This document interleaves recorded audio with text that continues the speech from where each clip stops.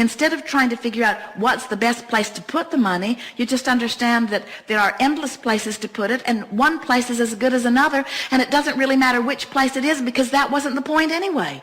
The point wasn't to find the most needy place and put your money there. The point was to have a reason for money to flow through you towards something that made you feel good while it was flowing through you. You can't find enough charities to fix. And if you get on that bandwagon, you'll go crazy, because the charities will come out of the woodwork and they'll say, give it to me, give it to me, give it to me, give it to me. And before you know it, you will feel shortage, because not enough money can flow through the vortex called you and your group to satisfy all of those that will be saying, give it to me, give it to me. And then you want to say, wait, I don't give it to you because you need it. I give it to you because it felt good to give it to you, but now it doesn't feel so good to give it to you.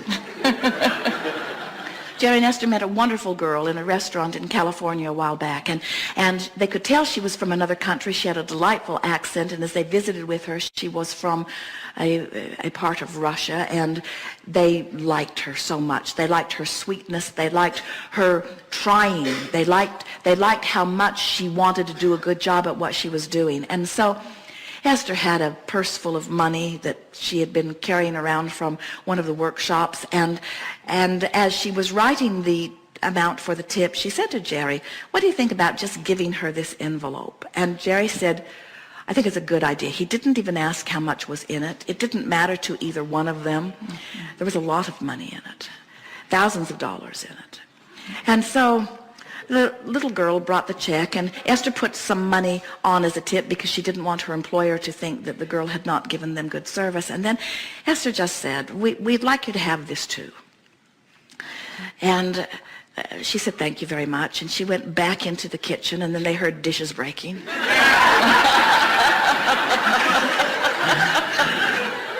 And she comes back to the table, and she is beside herself with appreciation. And then she begins to tell them how much she needed this money. And Esther said, well, in that case, give it back. Teasing. And Esther said, we didn't give this money to you because you need money. We gave this money to you because you just inspired it from us. Your freshness, your aliveness, your happy with lifeness, your looking for where you're going. You just evoked it from us. We don't give it to you because you need it. And later they got an email, and it said,